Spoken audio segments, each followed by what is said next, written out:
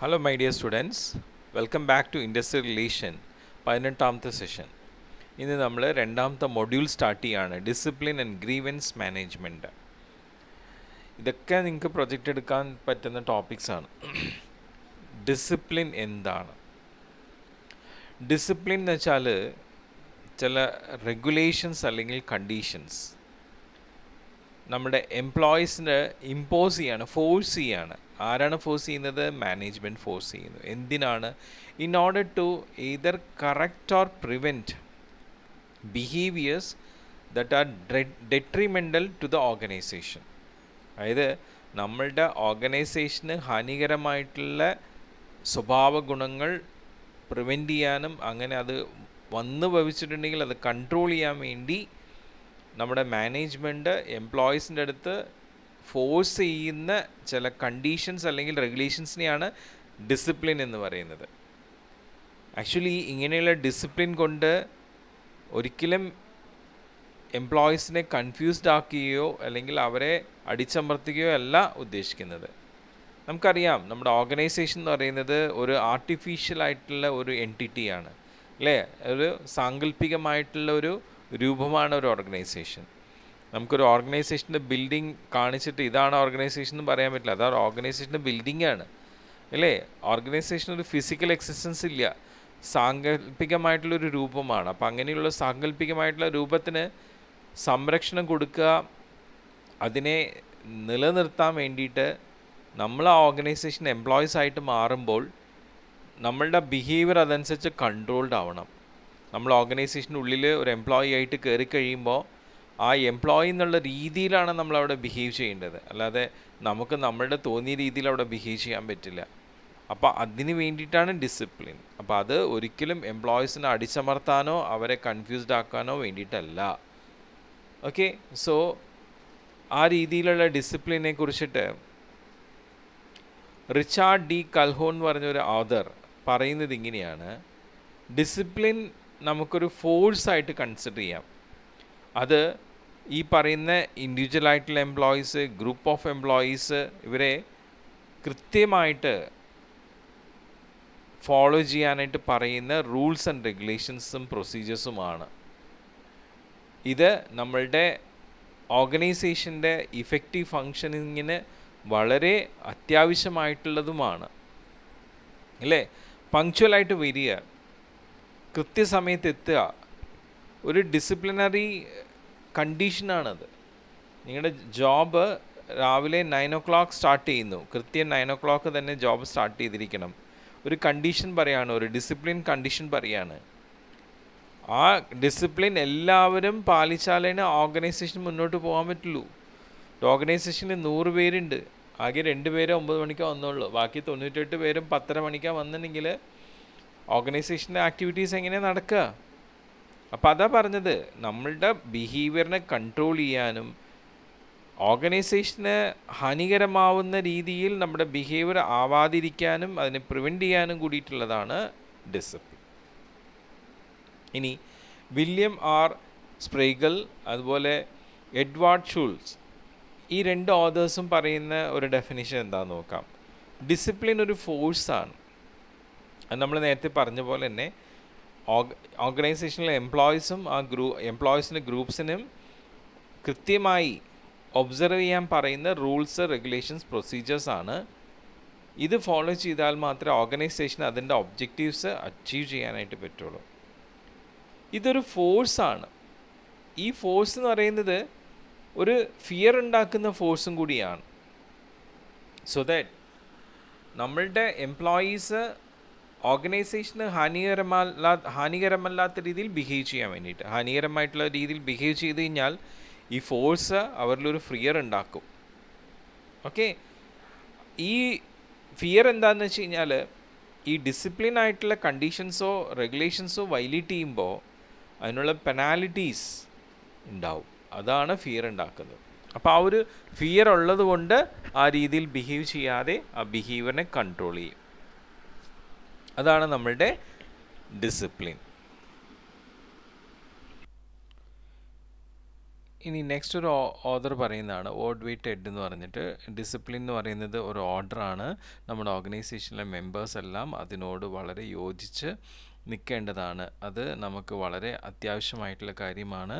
അത് അവരുടെ മൈൻഡിൽ ഡിസയറായിട്ട് ഫോം ചെയ്ത് അവർ വളരെ കോപ്പറേറ്റീവായിട്ട് ഹാർമോണിയസ് ആയിട്ട് അത് ഫോളോ ചെയ്ത് അതിൻ്റെ എൻഡ് നമ്മളുടെ വ്യൂ ചെയ്യാനായിട്ട് പറ്റും അല്ലേ. അത് നമ്മുടെ ഓർഗനൈസേഷന് നല്ലതാണ് ഉണ്ടാക്കുന്നത്, അതാണ് അതിൻ്റെ എൻഡ്. അത് നമുക്ക് വ്യൂ ചെയ്യാൻ പറ്റും. അത് അങ്ങനെയാണ് ഡിസിപ്ലിനെ അദ്ദേഹം ഡിഫൈൻ ചെയ്യുന്നത്.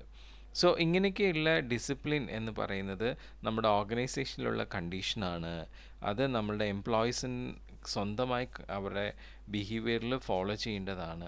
ഓക്കെ, സോ ഇത് ഫോളോ ചെയ്യുന്നത് കൊണ്ട് അവർ സ്റ്റാൻഡേർഡ് ആയിട്ടുള്ള അക്സെപ്റ്റബിൾ ബിഹേവിയറാണ് അവർ കാഴ്ചവെക്കുന്നത്. ഓക്കെ, ഇപ്പോൾ ഈ ഒരു ഡിസിപ്ലിനിൽ ശരിക്കും നമുക്ക് നോക്കുകയാണെങ്കിൽ ഓരോ വ്യക്തികളുടെ ആറ്റിറ്റ്യൂഡ്, മനോഭാവം കാണാൻ പറ്റും. അതിൽ അവരുടെ കൾച്ചർ നമുക്ക് കാണാൻ പറ്റും.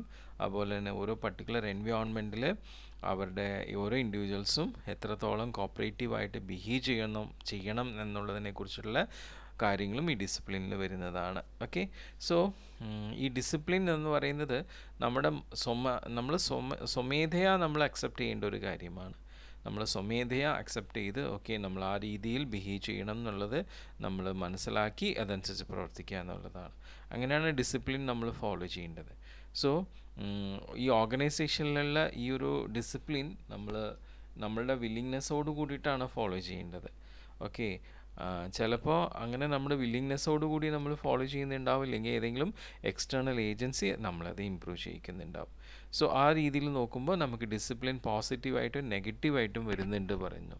സോ അതിൽ പോസിറ്റീവ് ഡിസിപ്ലിൻ എന്ന് പറഞ്ഞാൽ ഇതാണ്, നമ്മൾ സ്വമേധയാ നമ്മൾ വില്ല് ചെയ്യുന്നു, നമ്മൾ അത് അക്സെപ്റ്റ് ചെയ്യാനായിട്ടുള്ള ഒരു മനസ്സ് നമ്മൾ കാണിക്കുന്നു. ഓക്കെ, നമ്മൾ ആ ഡിസിപ്ലിനോട് പൊരുത്തപ്പെട്ടു പോവാം, നമ്മൾ ആ ഡിസിപ്ലിനോട് അനുസരിച്ച് ബിഹേവ് ചെയ്യാം എന്നുള്ള രീതിയിൽ നമ്മളത് ഉൾക്കൊണ്ടുകൊണ്ട് നമ്മുടെ ഓർഗനൈസേഷൻ്റെ ഗോൾ അതിലൂടെ അച്ചീവ് ചെയ്യുക എന്നുള്ളതാണ്. ഓക്കെ, സോ അതാണ് പോസിറ്റീവായിട്ടുള്ള ഡിസിപ്ലിൻ.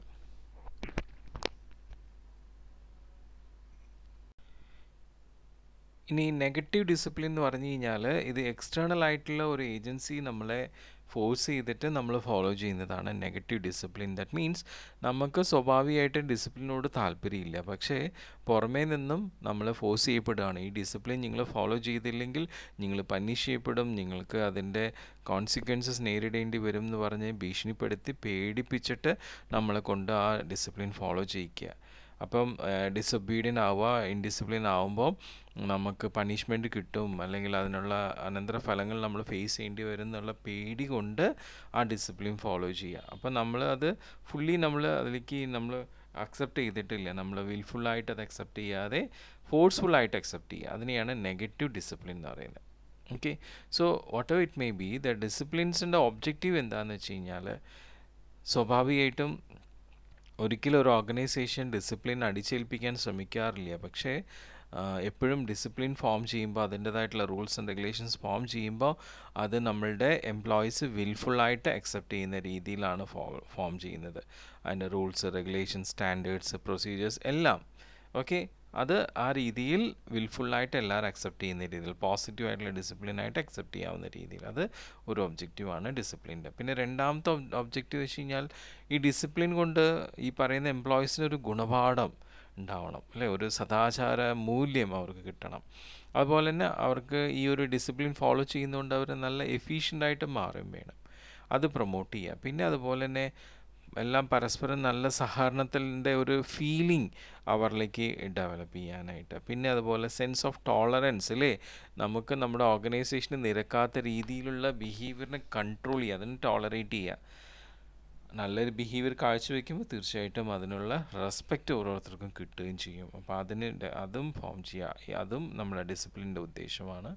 പിന്നെ ഫൈനലി നല്ല ഇൻഡസ്ട്രിയൽ റിലേഷൻ ഫോം ചെയ്യുക, അതും നമ്മുടെ ഡിസിപ്ലിൻ്റെ ഒബ്ജക്റ്റീവ്സാണ്. ഇനി നമ്മുടെ ഡിസിപ്ലിൻ്റെ ആസ്പെക്ട്സ് നോക്കുകയാണെങ്കിൽ നമ്മൾ നേരത്തെ പറഞ്ഞ ആസ്പെക്ട്സ് തന്നെയാണ്, പോസിറ്റീവ് നെഗറ്റീവ് ഡിസിപ്ലിൻ്റെ ആസ്പെക്ട്സ് ആണ് പറയുന്നത്.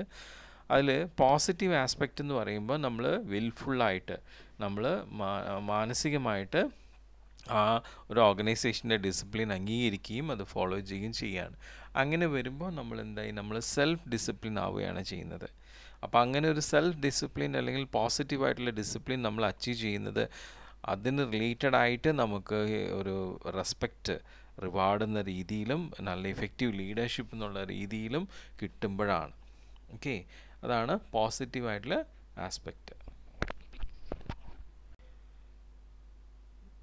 സോ പോസിറ്റീവായിട്ടുള്ള ഡിസിപ്ലിൻ ശരിക്കും നമ്മുടെ ഓർഗനൈസേഷനിൽ ഒരു നല്ലൊരു അറ്റ്മോസ്ഫിയറാണ് ക്രിയേറ്റ് ചെയ്യുന്നത്. സോ ദാറ്റ് എല്ലാവരും ആ ഒരു റൂൾസ് ആൻഡ് റെഗുലേഷൻസ് വില്ലിങ്നെസ്സോട് കൂടിയിട്ട് അക്സെപ്റ്റ് ചെയ്യുന്നു, ഫോം ചെയ്യുന്നു. ഇനി നെഗറ്റീവായിട്ടുള്ള ഡിസിപ്ലിൻ എന്ന് പറയുമ്പോൾ ശരിക്കും അത് പണിഷ്മെൻറ്റ് ബേസ്ഡ് ആണ്. നമ്മൾ നേരത്തെ നെഗറ്റീവ് ഡിസിപ്ലിൻ്റെ കാര്യം പറഞ്ഞു. അപ്പം എന്തെങ്കിലും ആ റൂൾസ് ആൻഡ് റെഗുലേഷൻസ് വയലേറ്റ് ചെയ്യുകയാണെങ്കിൽ അതുകൊണ്ട് അവർക്ക് പണിഷ്മെൻറ്റ് കിട്ടും, അല്ലെങ്കിൽ സിവിയർ ആയിട്ടുള്ള അതിൻ്റെ കോൺസിക്വൻസസ് അവർ നേരിടേണ്ടി വരും എന്നുള്ള ഭീഷണി പുറത്ത് ഫോളോ ചെയ്യുന്നതാണ്. അപ്പോൾ ഒരുപാട് നെഗറ്റീവ് ഡിസിപ്ലിനറി ആക്ഷൻസ് ആണ് അതിന് വേണ്ടിയിട്ട് പറയുന്നത്. ലൈക്ക് ഫൈൻസ്, പിന്നെ റിപ്രിമെൻഡ് എന്ന് വെച്ചാൽ വളരെ കർശനമായിട്ടുള്ള ശിക്ഷാ നടപടികൾ, demotion, promotion opposite demotion, Leh of, ഒരു പ്രൊഡക്ഷൻ യൂണിറ്റിൽ നിന്ന് നിർത്തിവെക്കുക അല്ലെങ്കിൽ ട്രാൻസ്ഫർ ചെയ്യുക. അപ്പോൾ ഈ നെഗറ്റീവ് ഡിസിപ്ലിൻ ഒരിക്കലും അൺഡിസൈറബിൾ ആയിട്ടുള്ള ബിഹേവിയറിനെ എലിമിനേറ്റ് ചെയ്യുന്നില്ല, അതിനെ സപ്രസ് ചെയ്യുക ചെയ്യുന്നത്. ഓക്കെ, അതാണ് നെഗറ്റീവായിട്ടുള്ള ആസ്പെക്റ്റ്. ഇനി നമുക്ക് നല്ല ഇഫക്റ്റീവായിട്ടുള്ള എംപ്ലോയി ഡിസിപ്ലിൻ്റെ റിക്വയർമെൻറ്റ്സ് എന്തൊക്കെയാണെന്ന് നോക്കാം. ഇപ്പോഴത്തെ ഒരു പ്രസൻറ്റ് നോളേജ് എറയിൽ നമുക്ക് ഈ പറയുന്ന റിക്വയർമെൻറ്റ്സ് നോക്കുമ്പോൾ നമ്മുടെ എംപ്ലോയീസ് ഓൾറെഡി ബെറ്റർ എഡ്യൂക്കേറ്റഡ് ആണ്. അവർക്ക് ഒരു എന്താ പറയുക, അവർക്കറിയാം കൃത്യമായിട്ട് അവർ എത്രമാത്രം സ്വയം പര്യാപ്തമായിട്ട് ബിഹേവ് ചെയ്യണം എന്നുള്ളതിനെക്കുറിച്ച് അവർക്ക് നന്നായിട്ട് അറിയാം. അതുമാത്രമല്ല, ഇപ്പോഴത്തെ ഓർഗനൈസേഷൻസിലായാലും യൂണിയൻസും നമ്മുടെ ഡിസിപ്ലിന് ഒരുപാട് പ്രാധാന്യം കൊടുക്കുന്നതാണ്. അപ്പോൾ അതുകൊണ്ട് ഇൻഡിസിപ്ലിൻ ആവുക എന്നുള്ളത് അതിനെക്കുറിച്ച് എല്ലാവർക്കും നല്ലൊരു ബോധം ഉണ്ടെന്നാണ് ഇപ്പം കരുതപ്പെടുന്നത്. എങ്കിലും നമുക്ക് ഇഫക്റ്റീവായിട്ടുള്ള ഡിസിപ്ലിൻ ഒരു ഓർഗനൈസേഷനിൽ കൊണ്ടുവരാനുള്ള റിക്വയർമെൻറ്റ്സ് എന്തൊക്കെയാണെന്ന് നോക്കാം. അപ്പം നമ്മൾ ഒരു ഓർഗനൈസേഷന് വേണ്ടി ഫോം ചെയ്യുന്ന ഡിസിപ്ലിൻ റൂൾസ് ആൻഡ് റെഗുലേഷൻസ് ആയിട്ടാണല്ലോ ഫോം ചെയ്യുന്നത്. അത് എപ്പോഴും വർക്കേഴ്സിൻ്റെ എഫിഷ്യൻസിനെ സപ്പോർട്ട് ചെയ്യുന്ന രീതിയിലായിരിക്കണം. അല്ലാതെ ഒരു ഡിസിപ്ലിൻ എന്നുള്ള രീതിയിൽ റൂൾസ് ആൻഡ് റെഗുലേഷൻ ഫോം ചെയ്തു, അത് എല്ലാവരും അഡാപ്റ്റ് ചെയ്തു എന്നുള്ള രീതിയിലാവരുത്. ഓക്കെ, പിന്നെ ഡിസിപ്ലിനറി ആക്ഷൻസ്, എന്തെങ്കിലും ഇൻഡിസിപ്ലിനായിട്ട് ബിഹേവ് ചെയ്താൽ അതിനനുസരിച്ചുള്ള ഡിസിപ്ലിനറി ആക്ഷൻസ് അത്യാവശ്യമാണെന്ന് തോന്നിയാൽ മാത്രമേ നടപ്പിലാക്കാൻ പാടുള്ളൂ. അത് വയലേറ്റ് ചെയ്യുന്ന എല്ലാവർക്കും ഡിസിപ്ലിനറി ആക്ഷൻ എടുക്കേണ്ട ആവശ്യമില്ല. അത് അത്യാവശ്യം അത് നടപ്പിലാക്കേണ്ടതാണെന്നുള്ളൊരു ഘട്ടം വന്നാൽ മാത്രമേ അത് നടപ്പിലാക്കാൻ പാടുള്ളൂ. ഈ ഡിസിപ്ലിൻ ഒരിക്കലും ഇങ്ങനെ വെറുതെ തോന്നിയ പോലെ അഡ്മിനിസ്ട്രേറ്റ് ചെയ്യാൻ പറ്റില്ല. അത് പ്രോപ്പറായിട്ട് സിസ്റ്റമാറ്റിക്കായിട്ട് തന്നെയാണ് അഡ്മിനിസ്ട്രേറ്റ് ചെയ്യേണ്ടത്. അതുകൊണ്ട് എന്തൊരു ഇൻഡിസിപ്ലിൻ ആക്ഷൻസ് വന്നാലും അത് ഓരോന്നും സ്പെസിഫിക് ആയിട്ടുള്ള വ്യൂസിൽ തന്നെ കാണേണ്ടതാണ്. ഓക്കെ, സോ വൺസ് ഒരു ഡിസിപ്ലിനറി ആക്ഷൻ വന്നാൽ അതിന് റിലേറ്റഡ് ആയിട്ടുള്ള എല്ലാ കാര്യങ്ങളും, എല്ലാ ഫാക്റ്റുകളും മനസ്സിലാക്കിയിട്ട് വേണം ആ ഒരു കേസ് നമ്മൾ വിലയിരുത്താനായിട്ട്. പിന്നെ അതുപോലെ തന്നെ ആ ഇൻഡിസിപ്ലിനറി ആക്ഷൻ ഫോം ചെയ്ത് എംപ്ലോയിക്ക് നമ്മളൊരു ചാൻസ് കൊടുക്കുകയാണ് അയാളുടെ ഭാഗം വിശദീകരിക്കാനായിട്ട്. അത് വിശദീകരണം കേട്ട ശേഷം മാത്രമേ നമ്മളൊരു തീരുമാനം എടുക്കാൻ പാടുള്ളൂ. അതുപോലെ തന്നെ എംപ്ലോയീസിൻ്റെ പെർസെപ്ഷൻ, അവരുടെ കാഴ്ചപ്പാട് ആ ഇൻഡിസിപ്ലിനറി ആക്ഷന് ആ പർട്ടിക്കുലർ സിറ്റുവേഷനിൽ എന്താണെന്നുള്ളത് മനസ്സിലാക്കി, സപ്പോസ് ആ എംപ്ലോയി ആ ചെയ്ത തെറ്റ് അയാൾ ആ മിസ്റ്റേക്ക് ഏറ്റു പറയുകയാണ് എന്നുണ്ടെങ്കിൽ അത് നമ്മൾ തീർച്ചയായിട്ടും പ്രോത്സാഹിപ്പിക്കണം. കാരണം ഒരാൾ തെറ്റ് ചെയ്ത് അയാൾ ആ തെറ്റ് സമ്മതിച്ചാൽ പിന്നെ അയാളെ നമുക്ക് ശിക്ഷിക്കേണ്ട കാര്യമില്ല. ഓക്കെ, അയാളുടെ കയ്യബദ്ധം മോശം പറ്റിയിട്ടാണ് അയാൾ ആ തെറ്റ് ചെയ്തതെന്നുള്ള തെറ്റ് സമ്മതിച്ചു കഴിഞ്ഞാൽ പിന്നെ അയാളെ നമ്മൾ ക്രൂരമായി അയാളെ ഒരിക്കലും അടിച്ചമർത്താൻ പാടില്ല. അത് ഡിസിപ്ലിനിൽ പ്രത്യേകം ശ്രദ്ധിക്കേണ്ടതാണ്. പിന്നെ ഒരാൾ ഇൻഡിസിപ്ലിനായിട്ട് ബിഹേവ് ചെയ്ത് കഴിഞ്ഞാൽ തീർച്ചയായിട്ടും അയാളെ നമ്മൾ മറ്റുള്ളവരുടെ മുമ്പിൽ വെച്ചുകൊണ്ട് അതിന് വേണ്ടിയിട്ടുള്ള കാര്യങ്ങൾ സംസാരിക്കുകയോ ഒന്നും ചെയ്യരുത്. അവരെ തനിച്ച് കൊണ്ടുപോയിട്ട് വേണം അതിനെക്കുറിച്ച് കാര്യങ്ങൾ സംസാരിക്കാൻ. ഈവനിപ്പോൾ ക്ലാസ്സിലായാലും കോളേജിലായാലും ആരെങ്കിലും ഇൻഡിസിപ്ലിനായിട്ട് ബിഹേവ് ചെയ്ത് കഴിഞ്ഞാൽ എല്ലാവരും മുമ്പിൽ വെച്ച് അവരെ ഒരിക്കലും ആക്ഷേപിക്കരുത്. അവരെ തനിച്ച് കൊണ്ടുപോയി കാര്യങ്ങൾ സംസാരിച്ച് അത് വ്യക്തമാക്കി കൊടുക്കണം. പിന്നെ എപ്പോഴും ഡിസിപ്ലിൻ റിലേറ്റഡ് ആയിട്ടുള്ള ആക്ഷൻസ് കറക്റ്റ് ടൈമിങ്ങിലായിരിക്കണം. അത് കറക്റ്റ് ടൈമിൽ തന്നെ അതിനുള്ള ആക്ഷൻസ് ഇംപ്ലിമെൻ്റ് ചെയ്യും വേണം. കറക്റ്റീവായിട്ടുള്ള മെഷേഴ്സ് അത് ശരിക്കും ഉചിതമായിട്ടുള്ള രീതിയിലുള്ള മെഷേഴ്സ് ആയിരിക്കണം. പിന്നെ ഡിസിപ്ലിനറി ആക്ഷൻസ് നമ്മൾ ഫോം ചെയ്യുമ്പോൾ അതെപ്പോഴും കൺസിസ്റ്റൻ്റ് ആയിരിക്കണം. ഒരാൾക്ക് ഒരു രീതിയിലുള്ള ഡിസിപ്ലിനറി ആക്ഷൻ വേറെ ആൾക്ക് വേറെ രീതിയിൽ അങ്ങനത്തെ ഒരിക്കലും പാടില്ല. ഒരു ലെവലും ഒരു അതോറിറ്റിയും ഒരു പൊസിഷൻസും നോക്കാതെ അവർ ചെയ്യുന്ന ഇൻഡിസിപ്ലിൻ ആയിട്ടുള്ള ആക്ടിവിറ്റി എന്താണോ അതിന് റിലേറ്റഡ് ആയിട്ടുള്ള രീതിയിലുള്ള ഡിസിപ്ലിനറി ആക്ഷൻ എല്ലാവർക്കും ഒരുപോലെ തന്നെ കൊടുക്കണം. പിന്നെ ഒരിക്കലും ഒരു ഡിസിപ്ലിനറി ആക്ഷൻ എടുത്ത ഒരു എംപ്ലോയിയിൽ നമ്മൾ സാധാരണ രീതിയിലുള്ള ആറ്റിറ്റ്യൂഡാണ് ഫോം ചെയ്യേണ്ടത്. അവരെ നമ്മൾ അവോയ്ഡ് ചെയ്യരുത്, അവരെ നമ്മൾ എന്താ പറയുക മുദ്ര കുത്തരുത്. അതും എല്ലാവരുടെയും ഇതിലും വരേണ്ട ഒരു ചിന്തയാണ്. എപ്പോഴും ഈ ഡിസിപ്ലിനിങ് എന്ന് പറഞ്ഞിട്ടുള്ള ഒരു ഒക്കേഷൻ നമ്മൾ മിനിമൈസ് ചെയ്യുന്നതാണ് നല്ലത്. ഓരോരുത്തരും ഇൻഡിസിപ്ലിനായിട്ട് ബിഹേവ് ചെയ്ത് അവരുടെ അഗെയിൻസ്റ്റ് ആയിട്ട് ഇൻഡിസിപ്ലിനറി ആക്ഷൻ എടുക്കുന്നു എന്നുള്ള രീതിയിൽ നമ്മൾ എപ്പോഴും പോകരുത്. അത് നമ്മളുടെ എംപ്ലോയീസിലൊരു നെഗറ്റീവ് ഇമ്പാക്റ്റ് ഉണ്ടാക്കും. നമ്മൾ കൂടുതൽ പ്രാധാന്യം കൊടുക്കേണ്ടത് എംപ്ലോയീസിൻ്റെ വെൽഫെയറിന് വേണ്ടിയിട്ടാണ്. അതല്ലാതെ അവർ ചെയ്യുന്ന കുറ്റങ്ങൾ ഓരോന്നും ചെറിയ മിസ്റ്റേക്സൊക്കെ നമുക്ക് അവോയ്ഡ് ചെയ്യാം.